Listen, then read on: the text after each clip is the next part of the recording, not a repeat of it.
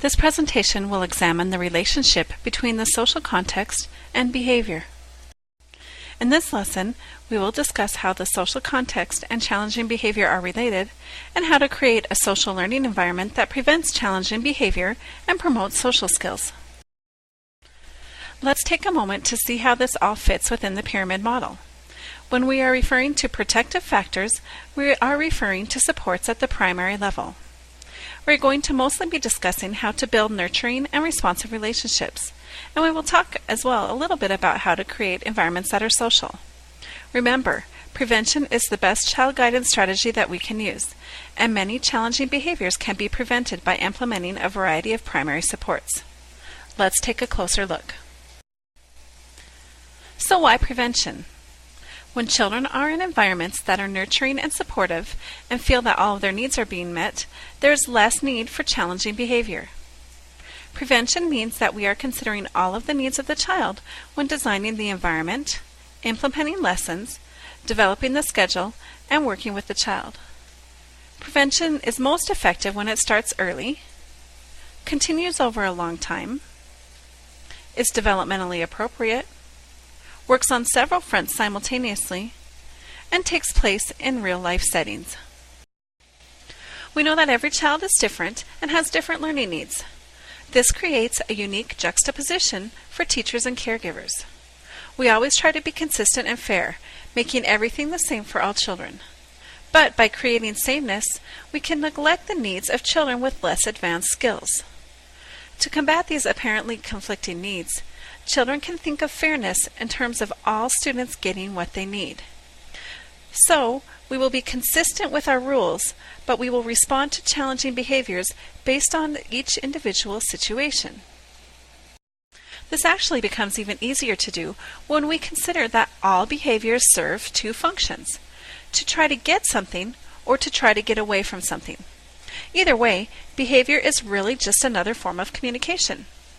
When we think of challenging behavior as a way of communicating information, it makes it easier for us to respond to each behavior individually, just like you would respond to each request from a child individually.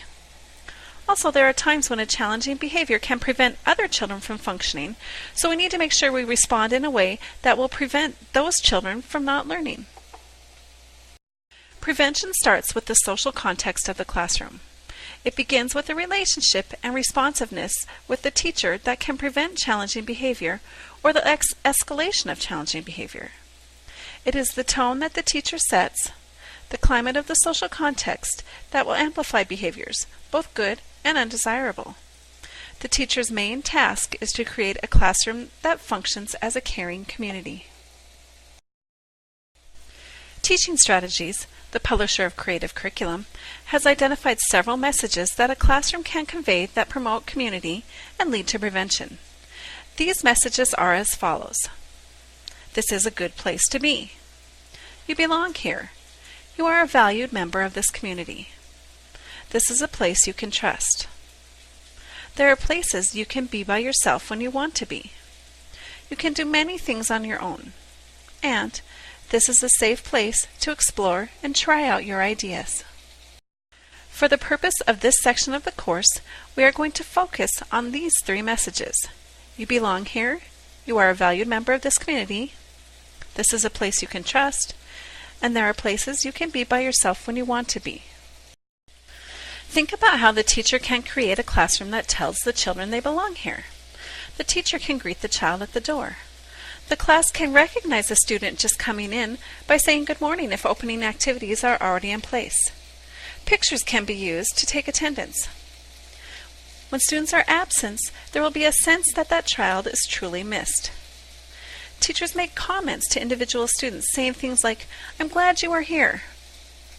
You will see pictures of the student and or the student's family, if age appropriate, all around the classroom, and student artwork will dominate the walls. You will get a feeling that all families are valued and positive aspects of children are emphasized. All of these things help promote the message that this is a place you belong. Trust is something that is not easily gained, but very easily broken. Teachers develop trust by making children feel emotionally and physically safe. Students will trust each other if teachers help students problem-solve arguments instead of just disciplining them. As teachers teach children how to work with each other, the students learn to trust the teacher as well as the other students. Also, teachers learn trust if all students are respected and no student is made fun of. The class should celebrate every child's victory, and the teacher will communicate clear expectations. Students also learn to trust by watching how the teacher responds to children who are exhibiting challenging behavior. They will view the teacher's response as a barometer to show them how adults should act as well as what the social expectations of the classroom are. Teachers honor children's private thoughts, and they also need to try to create a special one-on-one time with each child and share something positive with that child. Probably one of the hardest messages to create in a classroom is the message that you can be by yourself if you want to. The school day is often so structured that children do not have a chance to take time away for themselves. This is much more feasible to do in preschool than in elementary school. However, if you think about it, if you struggle with a child for 20 minutes and they still get very little work done, when you could offer them 5 minutes of alone time for 15 minutes of work, the payoff seems very clear. Everyone needs a break. Think of yourself right now sitting at your current workstation. Are you not wondering how many slides are left and when you will get the chance to take care of your other business? The point is that children may need this option as well. Please note that time by yourself is very different from time out. Time away is time for the students to collect their thoughts, not a punishment trying to remove them from a negative situation. It is actually a great lifelong self-management strategy. Creating the caring community means implementing the messages listed in this presentation. You can do this as a teacher by having community building activities, such as voting on the name of a class fish. Having assigned jobs for the students within the classroom is another great community building strategy.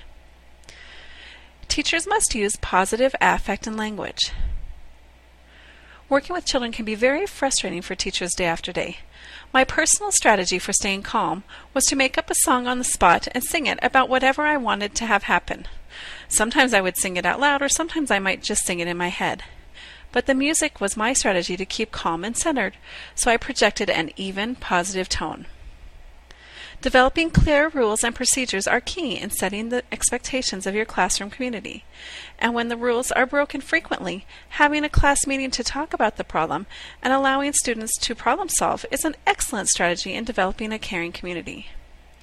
It is important to ensure that all students feel like they have friends. Of course, in preschool and elementary school, students will go through the "you're not my friend" stage, where these words are used to help children express frustration or anger, or just practice with social politics. Teachers need to help children by monitoring and guiding these situations, and using peer partners to help children not feel isolated. Also, we must have some direct teaching of social and emotional skills.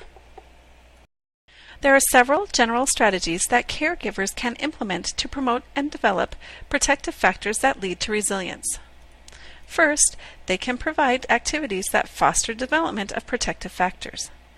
Activities that involve choice making, that provide challenges the students can overcome, and that promote social connections are just a few examples. Caregivers can also provide a stable, nurturing environment. By setting high expectations that are realistic, caregivers allow children to do the best they can.